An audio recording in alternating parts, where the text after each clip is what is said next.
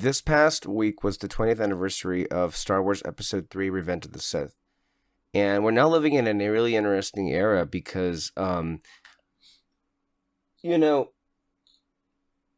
the Star Wars prequels themselves are genuinely far more beloved than they ever have been because of the generation that grew up with them, which, by the way, pertains to the three of us right here.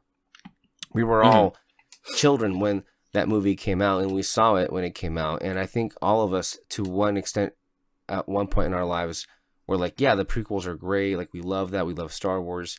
And I feel like many people just didn't go and engage with it any further past it, because I feel like all three of us have really re-engaged those films pretty regularly since that one came out 20 years ago. And I would be lying to you if I would say that I felt the same way that I did about it 20 years ago. I feel like it's a movie that I can definitely be engaged with.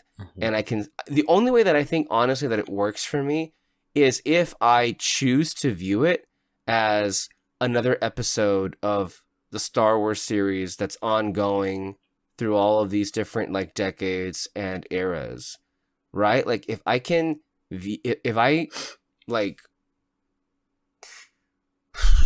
have in my head Clone Wars or Rebels or Bad Batch, I'm like, okay, well, this is awesome, but it's a film.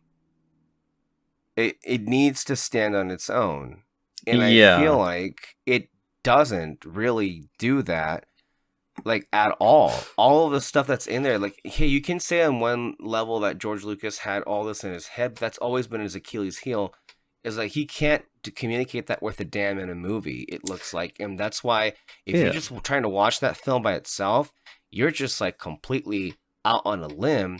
And that's not even getting into the very on the nose, just over the top dialogue that I argue really only would work in an animation, not really in live action. And I felt just like moments that I were like, they're cringe. And I'm sorry to say, but Hayden still is terrible. I was like, you turned that against me and all that stuff. And I'm like, oh my God. It's not believable. It's not well done. The romance never worked. Like, Obi-Wan gets nothing to do for every single one of those prequel films, which is pretty insane. Ewan McGregor is great as Obi-Wan, but he has busy work killing General Grievous, who we know nothing about. He's just in charge now, I guess.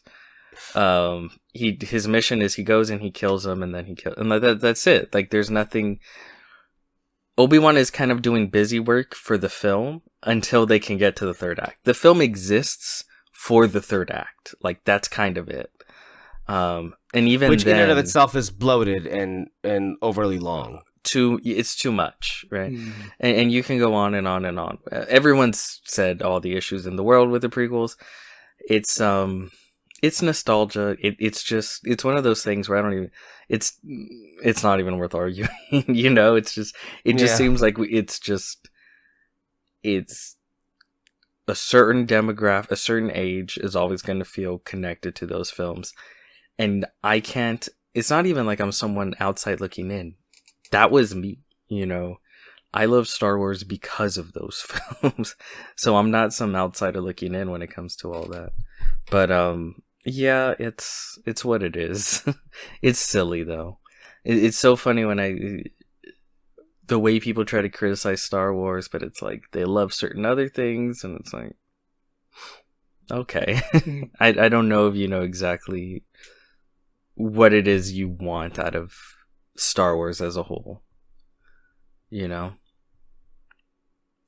like certain things they find very cringe, and then other things they're like, this is classic Star Wars. No, for real. I think the prequels in large part can be, you know, blamed for, like, I guess the even more dumbification. I think because like I think a lot of the Star Wars prequel fans have this idea that Star Wars is mainly just for the cool designs and the action set pieces, and that's it. And you see that kind of manifest itself in different eras, especially with Luke in The Mandalorian season 2. Which I still like, what was that? And then you saw those reactions of those people being brought to tears. I mean, it's worse than the Boba Fett show. It's a million times worse. Yeah.